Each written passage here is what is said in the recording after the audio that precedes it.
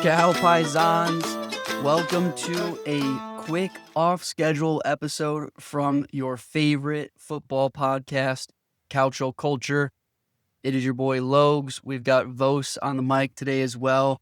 We figured with all of the hectic madness that has been going around the league in between the end of the season and coming up into the Club World Cup, it was only natural that we cover the manager carousel that has been going around Serie A for the last couple of weeks.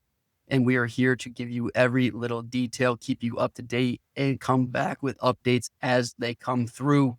Vos, it's been absolutely insane.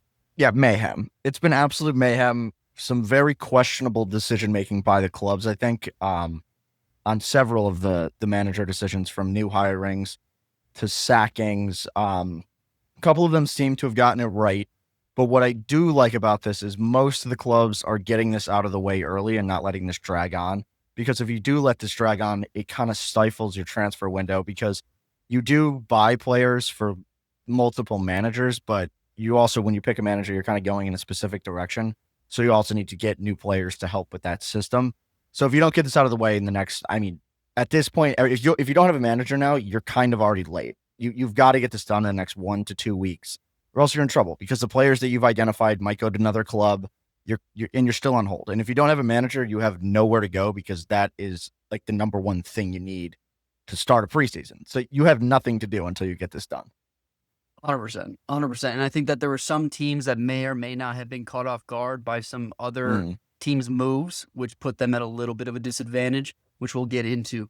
But just to start us off, which I think is the biggest domino to, technically not fall, is the fact that Antonio Conte is confirmed staying at league champion Scudetto winning Napoli for another season. As we know, he was on the outs. He was interviewing and seeing what the deal was at other clubs, most notably Juventus. However, it appears that De Laurentiis has come to terms with Conte's request for him to stay on, most notably the $200 million spending spree that Conte wants to go on. That figure is not necessarily confirmed, but we do believe that is somewhere in the same realm for Conte to stay. So, Vosa, what do you think that this tells the rest of the league in terms of Napoli's ambitions for next year? This may have been this could have been a sneaky double agent plan by Napoli, I have to say, because if Conte doesn't come out and have all these antics about who's going to go to Juventus, I don't think any of this happens. I'm being 100% serious, because when he said he was going to Juve, then the Napoli job opened up, and that kind of spiraled almost like Gasperini to go for that one, it seemed like at first. And then Gasperini going for it opened up the Atalanta one, and then Atalanta were quickly shuffling to try to get somebody. And then all these jobs just started opening up before anything happened. So that I do think this is a domino, and that was the right way of saying it. I'm also not overly surprised that this happened at the same time, because what they did with Napoli this year was exceptional, and it didn't seem like the story was over just yet. They had this phenomenal season. De Laurentiis did spend some money. It's not like they didn't spend money last year. I think people in looking at the squad, right? They spent a lot of money, actually. But the thing is, they kind of had to rebuild an entire squad to work for Antonio Conte. So it wasn't like they brought in a couple guys that were 50, 60 million euro players. And now that they won the Scudetto and they have the core, now you can go do that. You have Champions League football, you have Coppa Italia, you're defending Scudetto champion. So if they do spend the money, there's no reason to think they can't do this again. What I'm more so looking at is how they're going to perform in the Champions League, how Conte is going to be able to manage the multiple competitions. Because while they have the money to spend, and they allegedly they're gonna spend it. The rumor is 200 million. And if they do that, why would you leave if you're Conte? You have the entire city behind you. The club is on the upswing as a whole. You're basically going to be able to identify and purchase anybody you want. So why go to a Juventus team that doesn't really have a culture? You're basically gonna have to do the same exact thing you just did in Naples, but you don't know the team, and you have new players. So I think this makes a lot of sense. I think this is still a match made in heaven for the people of Naples, for De Laurentiis, and for Antonio Conte. So I'm not surprised that this happened. It's incredibly clear that Conte is the manager for this team, and especially the way that they built out the squad, as you said, going from last summer, even in the winter window, just continuing to fill in some holes. But I do think that this was a real attempt by Conte to leave. He has been known to be very short fused, and we did see him leave the likes of Inter after 2 seasons. We saw him leave Tottenham after the likes of 2 seasons. We saw him sit out because he just wasn't happy with any opportunities for a bit. And so in his mind, if I'm him, I'm particularly concerned with my legacy in being that I'm just a 1 game a week merchant, that I'm a 1 competition merchant. And my request that we need to actually spend money this summer and build out an elite squad to go and attempt to win more than just the Scudetto or more than just a Coppa Italia, I think means something to him. And I think that as he comes to the close, I don't think he's even really that old, but he may be coming to the sunset of his career a couple of years down the line here. He's losing opportunities in terms of getting multiple trophies in the season. And so that was a real request by him. And I don't blame him for putting that on De Laurentiis, especially given his comments at the beginning of the season, sort of reminiscent of a Jose Mourinho comment at Manchester United that his biggest accomplishment was coming in second with that Manchester United team. I think Conte was looking at this team at the beginning of the season thinking, if I finish top 4 with this squad like that, it's going to be an unreal accomplishment. And obviously they won the Scudetto. So Conte stays, big domino that doesn't fall, shovels up the rest of the league. Now, one team that wasn't necessarily affected by that decision, but more so a decision that Mott's alluded to in our last full episode, that this manager made the decision for the team. Simone Inzaghi officially leaving Inter, going to be one of the highest paid, if not the highest paid manager in the world at Al Hilal in Saudi Arabia, leaves Inter with a big hole to fill, and they tried to fill it. They went after their number 1 target, Cesc Fabregas, out of Como. Long story short, Como puts a block on it. They do not allow Fabregas to make the move, and eventually they land on Christian Chivu, a past Inter Milan player who had just been at Parma, is now at the helm for the runners-up in the Champions League, Inter Milan. And Serie A runner-up. Yeah, this one's kind of wild. I do think that, to Matt's point about like Inzaghi making the decision for the board, they're probably very happy with this, because my take about get rid of Inzaghi has actually kind of made sense since the season ended, right? And like, that would have been a very difficult decision. Keep him, and then what happens if you're in the same spot next year? Like, you're kind of fucked. But the problem has always been in people that commented on this and people that have texted us about this take, that they need to move on Inzaghi, is who do you bring in? And that was probably why they were kind of like, their hands were a little bit tied, I would assume, because if you don't have a direct replacement, how can you, like, what are you going to do? In this appointment of Chivu very much shows that they don't know who the replacement is, number 1. And then number 2, they don't think the right replacement is actually out there. So they did what Manchester United did a bunch of years ago with Ole Gunnar Solskjaer, and they made a safe decision that if it doesn't go right, you have a scapegoat to blame, but it's going to be kind of okay because he's a former player. He played, I think, 8 seasons at Inter Milan, so he's been there for a very long time. If it doesn't go well, nobody's going to be surprised. This guy has 4 months of manager experience in general. He's only closed youth other than this. He got hired in February at Parma and is now coaching Inter Milan. Like, that is a recipe for failure. I'm not going to say like they didn't play good ball at good ball at Parma when he did take over, but this is not the same as coaching Parma in a relegation battle.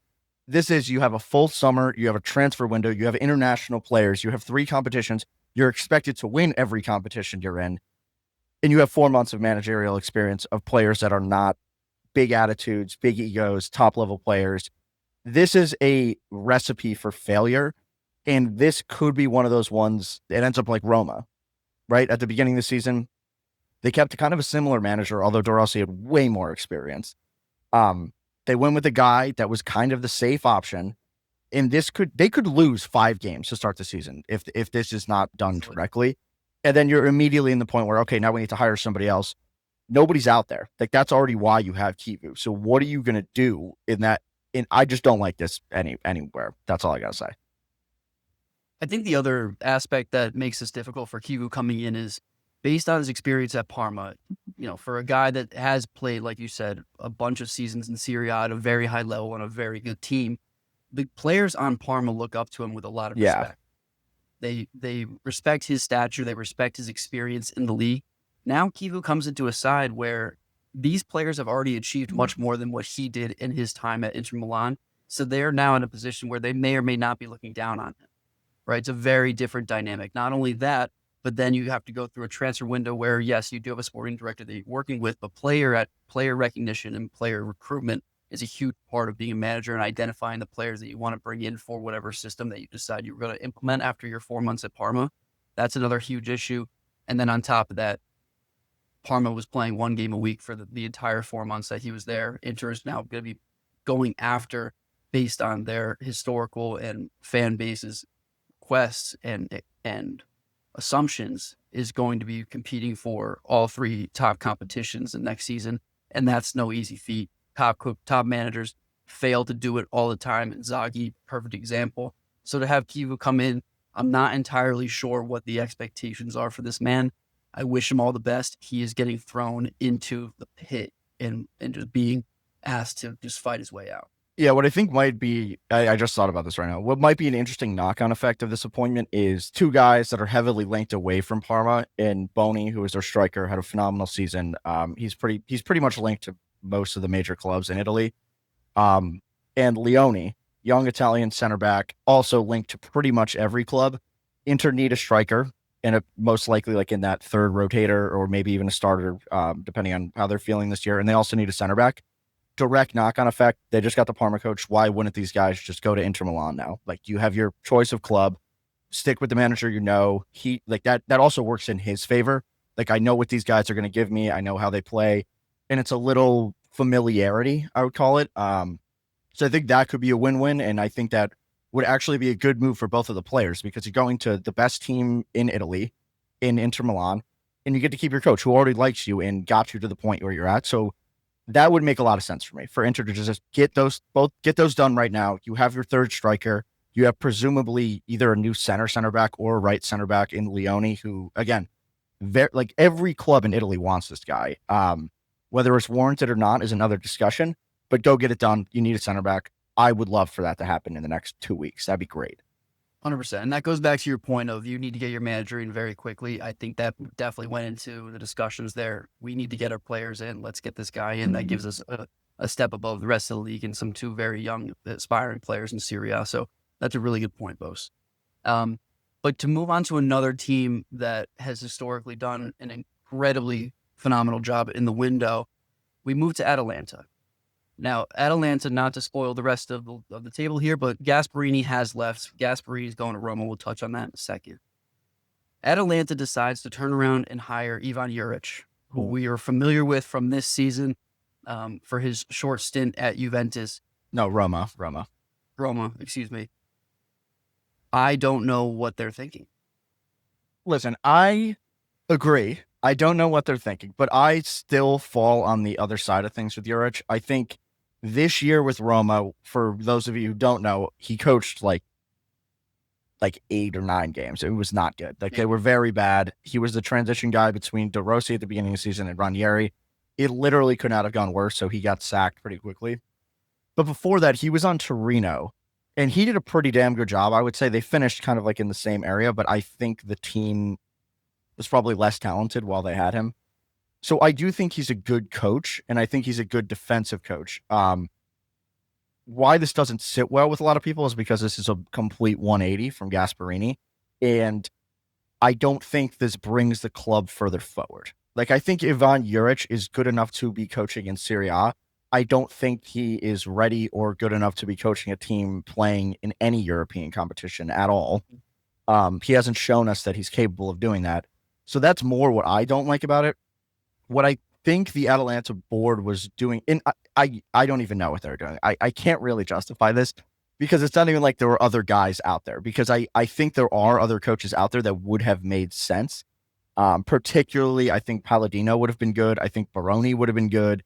Pretty much anybody else would have been good, honestly. It's kind of how I feel.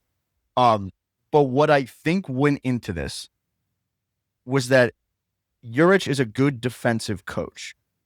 And if you hire for defense, your floor should most likely be higher. And they're anticipating a big step back from Gasperini.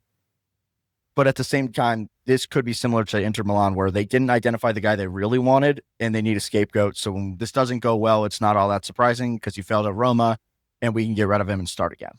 That's my thought, but it could be completely wrong. I don't see this going well. I'm fully in on the mercenary theory here that he's coming in to just take the fall for a season, half a season, whatever. The mercenary thing. I've totally forgot about this. This is why we got to go back to Inter Milan for 1 second. Sorry. Chivu is a mercenary because I tweeted about this and then it came out after why it didn't happen. I said they should try to get Jose Mourinho for Inter Milan. Jose's contract in Turkey expires next summer, and it was too expensive for them to buy him out of that contract. So I actually think that is legitimately what is going on at Inter is 1 year holdover so we can get Jose the next year. And let's get back to Atalanta. Well, that makes sense. And I do think that that's what they're doing here at Atalanta, but for different reasons. I don't think that they have a manager on the other side that they're particularly interested in yet. But at the same time, no matter who you bring into this position after Gasperini, the expectation is so incredibly high that you're just destined to fail. And so you do need somebody to just take the fall, be the guy that gets the paycheck and moves on, because no matter who comes in afterwards, they're not going to do the job that Gasperini did.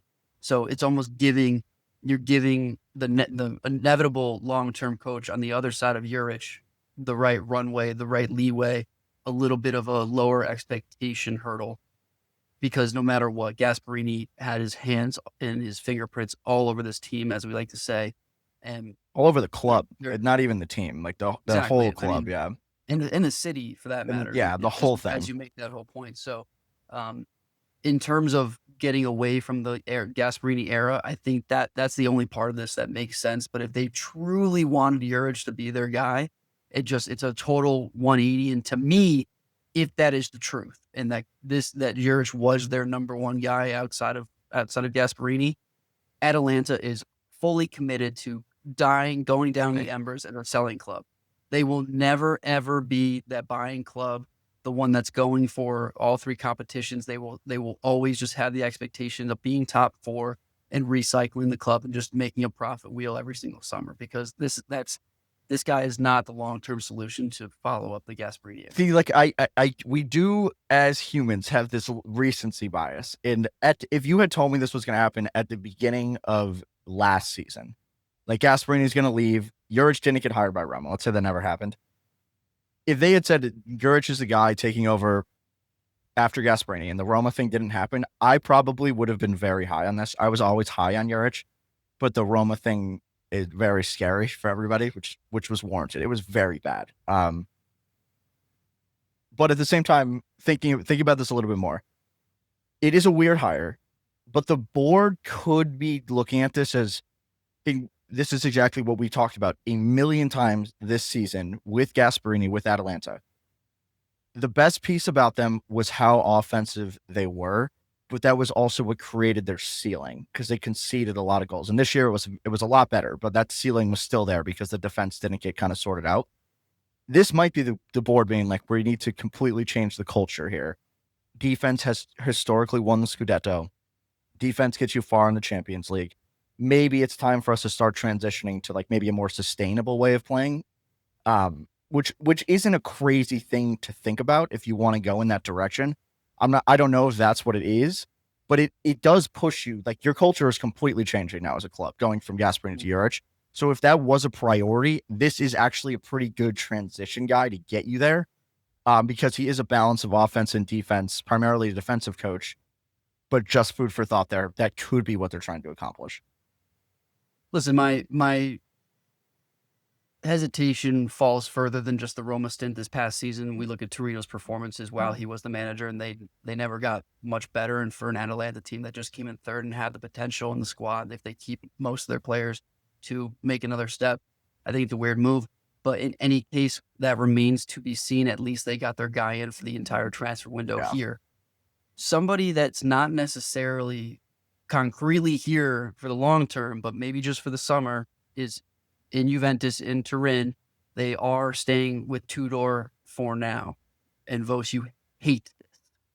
It's not that Strong dislike. I don't hate it. I think that's a bit much. I don't love it because I don't necessarily believe in Tudor. He got brought on for the last, I don't know, 25% of the season, right? Took over from Thiago Motta. Things got better a little bit, but I never saw anything in him that tells me he is capable of bringing Juventus to Champions League finals again. And I would probably assume everybody else thinks that. He's been in the league, he's coached other places, and he's never been that guy. And as Juventus, your goal should be to win every competition. So Scudetto, Champions League, Coppa Italia every year. And I don't see Tudor being that guy. And the pushback I've gotten from Mats particularly is who else is out there? It's the same thing with Inter Milan.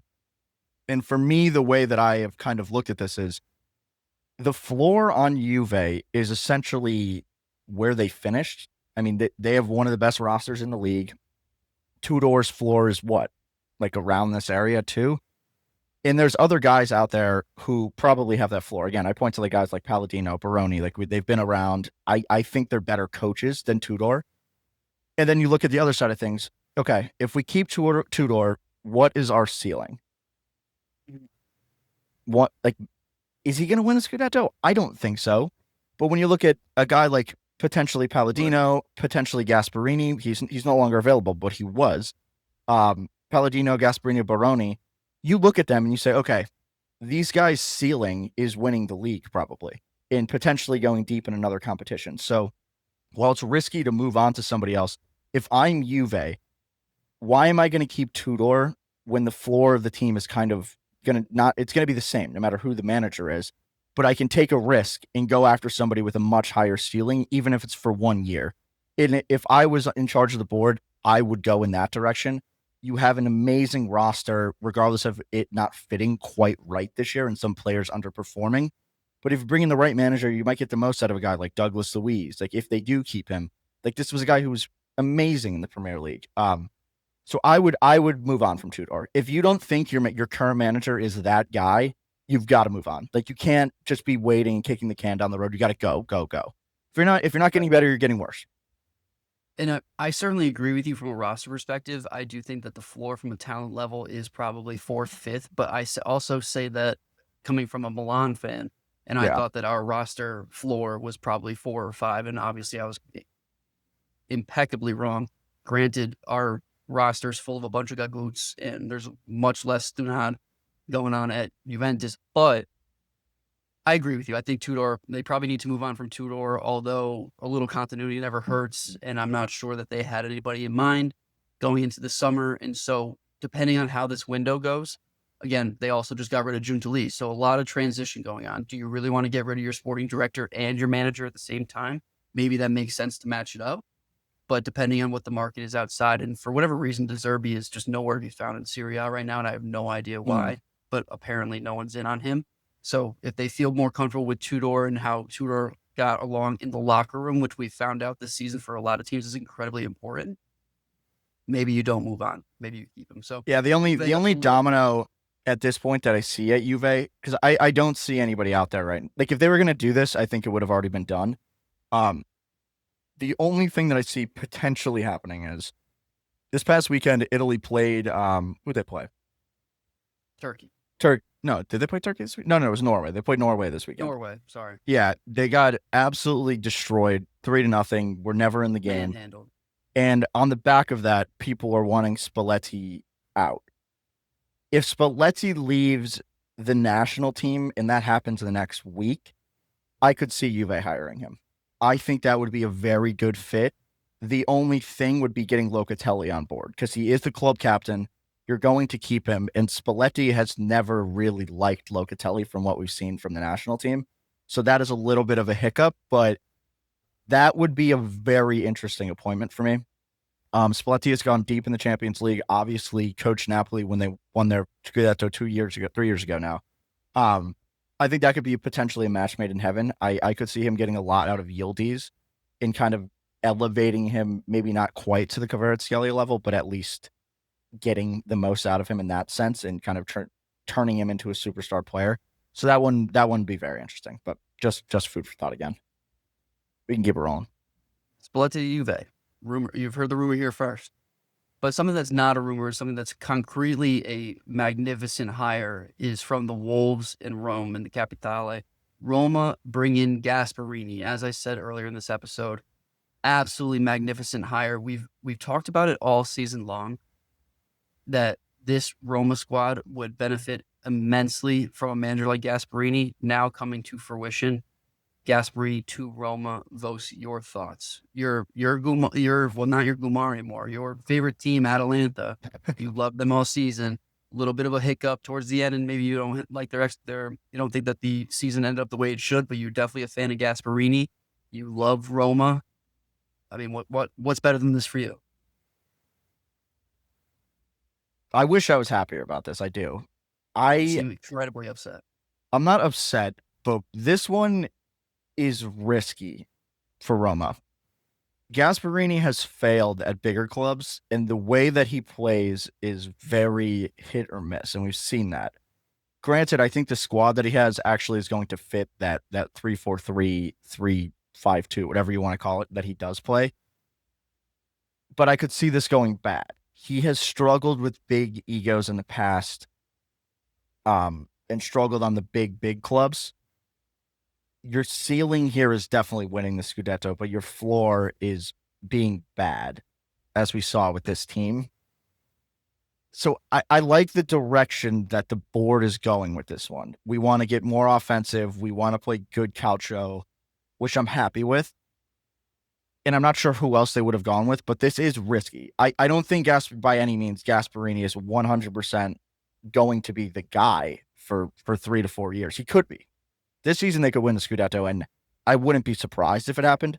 But at the same time, if everything goes very poorly, I would also not be all that surprised, because we've seen that with Gasperini in the past.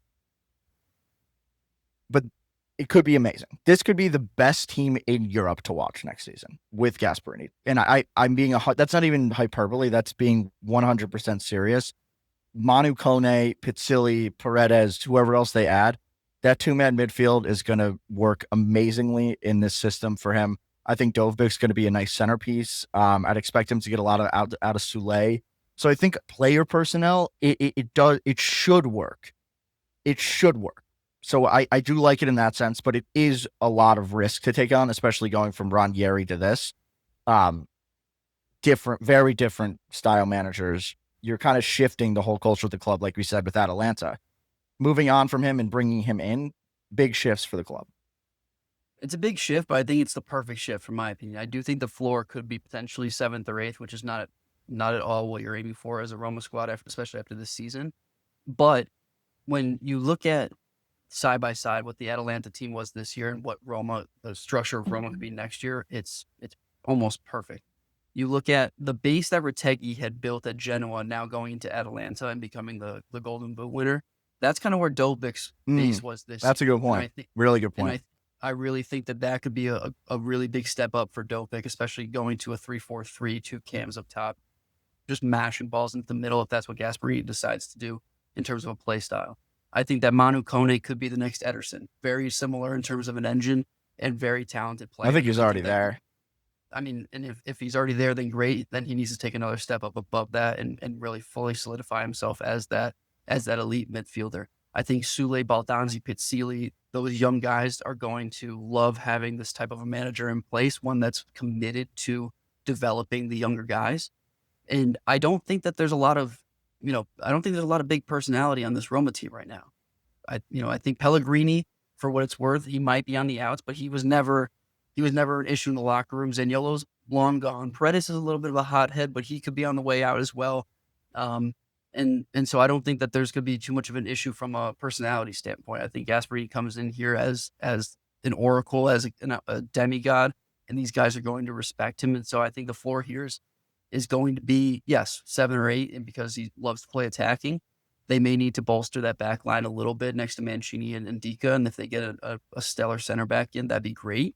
But the bones and the structure are there. And we said it all season, even no matter who was coming into this Roma project, it was going to be a great project to pick up. And on Gasperini it's not that Gasperini was going to leave Atalanta for nothing. Yeah, that's a good point. there was going to be substantial opportunity for him to leave Atalanta, and this Roma project is exactly that. So I'm very excited to see what he does with this team. Again, it's not a surefire we're going to win the Scudetto, but I do think that their odds have gone up, and I'm extremely excited to see. Yeah, and one other quick thing that might feed into this, what is 100% a surefire going to happen thing, he's going to elevate players like he did at Atalanta. Like they brought in random guys that had failed other places. So now, like you're recruiting well at Roma already. Now you're bringing a guy who's going to then even elevate the players who are already good, and then you're now in a position as Roma where your recruiting's doing great. You have a coach that's going to elevate you. So now you can cash in on some guys, reinvest it lower, let the guy elevate, and you kind of create this machine of we're bringing in good players, we're being very competitive, then we're selling them, and then we're reinvesting in the club, which is really exciting when you talk about a big club like Roma. Exactly. So moving on from Roma, again, very excited for them, but going to 3 teams that have brought back managers that have either been at the club before or have been in Serie A as of late. We look at Lazio, they're bringing back Maurizio Sarri. We're at Milan, who brought back Massimo Allegri. And even Torino brings in the freshly resigned Baroni going into Turin. Fired. Left fired. Weirdly fired. Etc. Again, Torino had been strongly the 10th place team for a very long time, end up in 12th this year. Could be the reason, but which of those 3 do you think have the best platform for success in terms of expectation, just given the fact that Torino is obviously one step below those other 2 squads? Milan. If I could bet now, and I don't think I can, I would bet on them to finish top 4. I feel very confident in Allegri to propel them up there. This is another one. Human recency bias. We forget that Allegri won the Scudetto with Milan, playing up like a 4-4 or 4-3-3 basically. Then won, I think, 5 Scudettos with Juve. It got to 2 Champions League finals with them. And it was always defensive football, playing in a back 3. It was always defensive football, but it wasn't Juve 2, like over the last couple of years. No. And I think him taking this time off and probably seeing how upset everybody was, because the football was fucking terrible at Juve. It wasn't even like horrible. It wasn't even like they finished, and they still finished top 4. Like that doesn't make any sense with the point deduction got them out of there. But nonetheless, he should look back at that and be like, okay, that was really bad. Like they did nothing well. They got very lucky in a lot of games. They didn't create a lot. They were a counterattacking team that didn't really create and kind of got bailed out a lot of times. But if you look back at what he has done, this guy is a serial winner. And yes, he had a very strong Juve squad. But at the same time, like the manager has to get everything right. We've seen that with Inzaghi. Inzaghi couldn't put it together to string together back-to-back Scudettos. So your ceiling on this guy is definitely winning the league this year. And I would be really surprised if they don't finish top 4, because that's what he does. I mean, he took that Juve team to top 4 and they played god-awful football.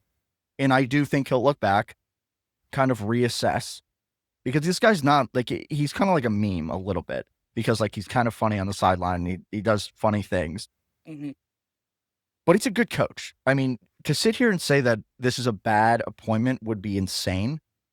And I think this is a good stabilize the club appointment. I agree. When it happened, I was upset, and obviously Montz has been poking me at it and sending me the funny pictures of him just to get me upset. But this will get us to where we need to be next season at least. Is it where we need to go long term? I don't think so. Maybe. I like that he's taking a couple of stances though. You know, he's fully on Leao, and he's told Tare that we are not selling him. And if we get 120 million for Leao, let him walk, because that's an absurd number. But for the most part, he's untouchable. We're letting some of the dead weight leave, and Teo, who actually may not leave at this point, given the fact that he doesn't have too much interest from leagues that he actually wants to play in. Mignon is linked away. That one hurts. Did you see the latest price tag on that? 25. No, 18. I saw this morning.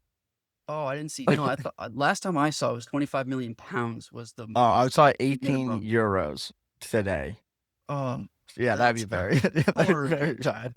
We'll talk about that at another point, but that's horrendous stuff if that actually comes to fruition. But in any case, I foresee this Milan team getting results. That's one thing that we certainly just struggled with. We had the talent, it's just getting results, and our management just wasn't there. Allegri's here to get results, and if it's the shittiest football we've ever watched, so be it. This season was also shitty football, so I'd rather watch dog shit football and win and get points and get results than watch dog shit football and cry every evening on the weekend. So for me, Allegri, fine hire. It's not my dream hire, but I feel like we'll get to a better spot and we'll have a much more enjoyable conversation on the backside of next season.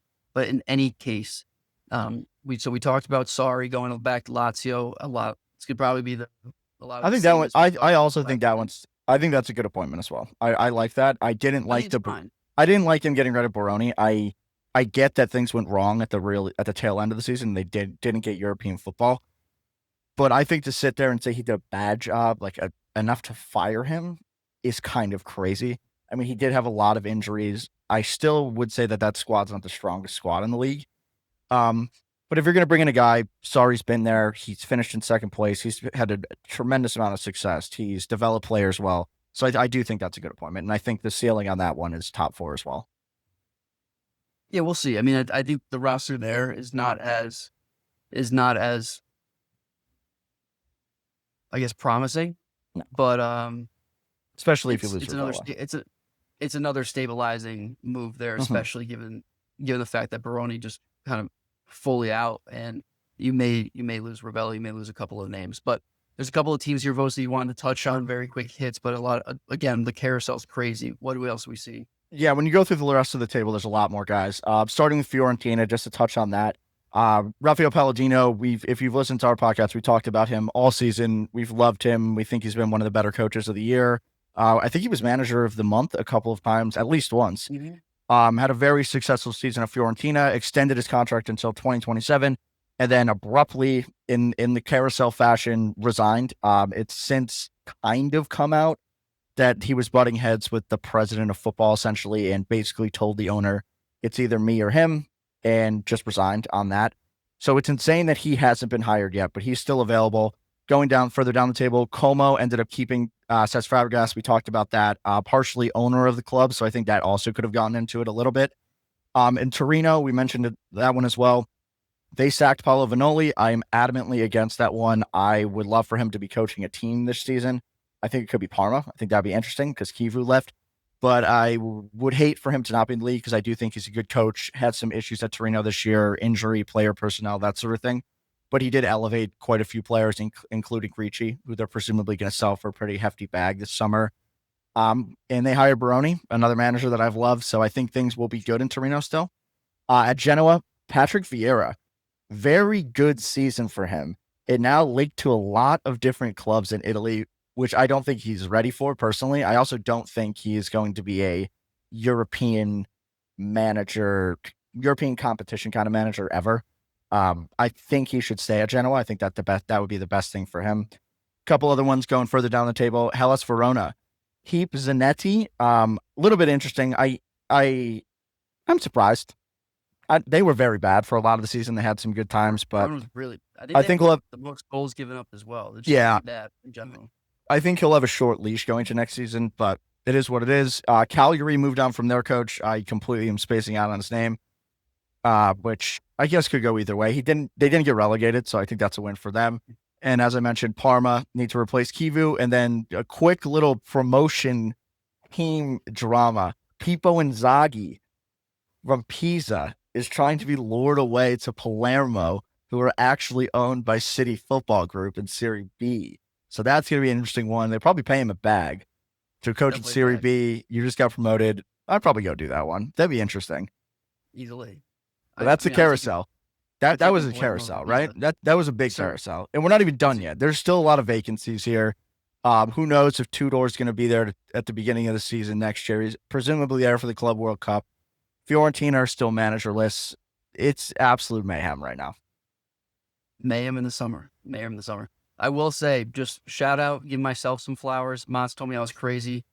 Cesc Fabregas did not go to Inter. He did agree, I will say that, But if he really, really, really wanted to go to Inter, he would have made it happen.